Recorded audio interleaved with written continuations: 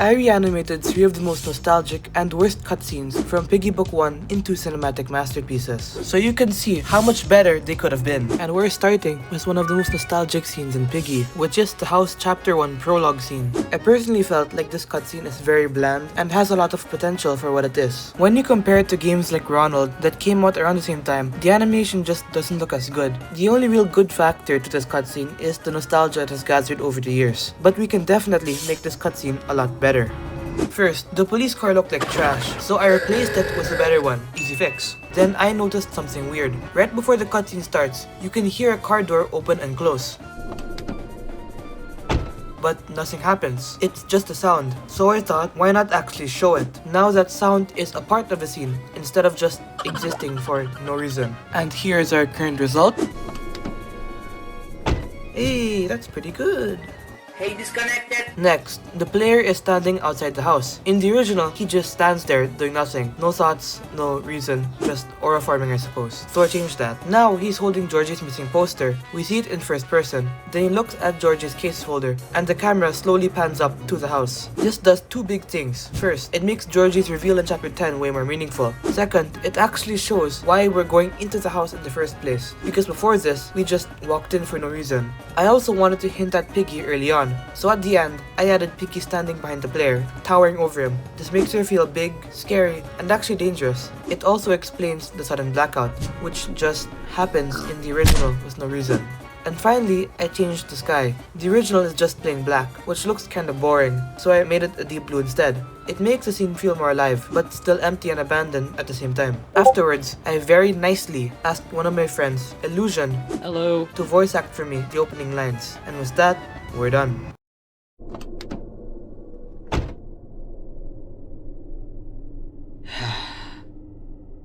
Well, this is the place that Georgie Piggy was last seen.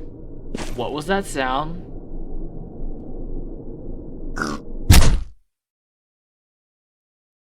The next cutscene we're fixing is the Chapter 7 Metro ending cutscene. It's a little bit trickier than the house, because this is one of the most emotional scenes in Piggy, since spoiler, Bunny dies. Which I also had another voice actress, Grace, Hello. voice. The biggest issue here is the scene itself not matching the emotion they are trying to show. Right now, the cutscene is mostly carried by the dialogue, so we're going to improve the visuals to match just how emotional the dialogue really is. Before I started animating, I created a little white border as the ending zone, which acted as a metaphorical way of showing the light at the end of the tunnel for both of these characters. However, I did eventually replace it with a dark blue gradient off camera. I started with the player already inside the train instead of outside like in the original. We see him walking deeper into the train. Then I added Bunny's arm suddenly reaching through the train door. It's quick, but it immediately adds tension and makes the moment feel more urgent. After that, I still wanted both characters to end up near the same pillar as the original, so I cut the player pushing Bunny against the wall with a quick cut. Next, I added a close-up shot of Bunny's eyes slowly turning infected. The slow change gives her more personality, and you can really feel the moment hitting harder as it happens. It's not just told to you, but you can actually see it. The conversation is the longest part of the cutscene since the dialogue in the original cutscene just goes on for so long. But as the conversation goes further, I also made the shots zoom closer and closer to show more motion that leads to a final hug between the player and Bunny. By the way, at this point, I'm just feeding all of the suspicious Bunny artists. You guys are welcome, by the way. For the final shot, instead of the player just walking away like nothing happened, I had him slowly turn around, hesitate for a second, and then come back to step onto the train as the doors close. It shows that he's affected by what just happened. And for the lighting, I used a mix of both blue and orange. The blue gives a cold, empty feeling, while the orange adds a bit of warmth, almost like a memory. Together, it creates that bittersweet feeling and shows the character's inner conflict, which fits the scene perfectly. By improving the movement, camera, and lighting, the cutscene now feels more real, connected, and much more impactful for the viewer, while still trying to keep that Robloxness to keep it still connected with the actual game. And with that, I fixed the most emotional scene in Piggy.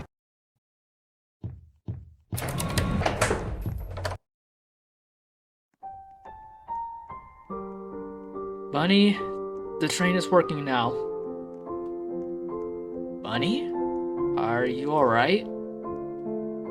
Mr. P gave me a potion. I drank it. I didn't know it would soon turn me into... You can still come with me. We can find him. No, you need to go without me. Bunny, Go now! I'll hold those monsters off for as long as I can. Well, goodbye, Bunny. Good luck.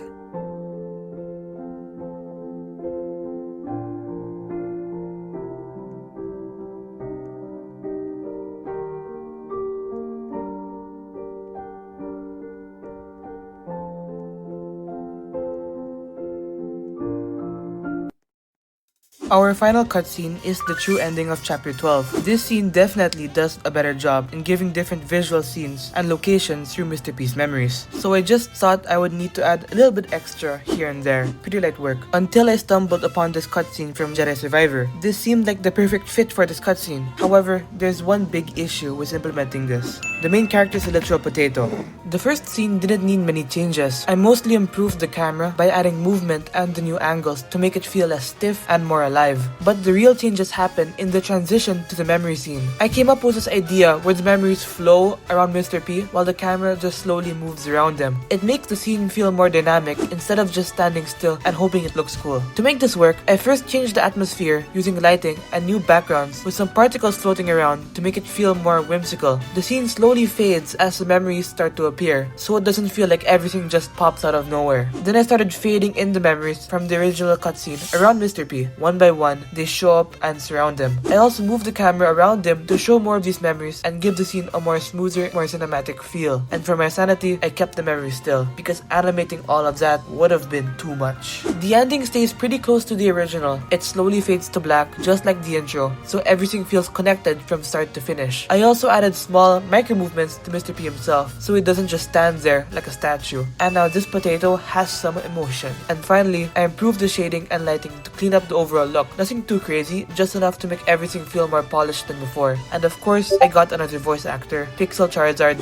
to voice Mr. P, and added a slight voice changer to help him give more of that robotic voice found in Mr. P. I want to tell you my story, but you wouldn't believe me. Say it, Mr. P. We need to know what happened. Then you must leave me after. I'm afraid there isn't much time.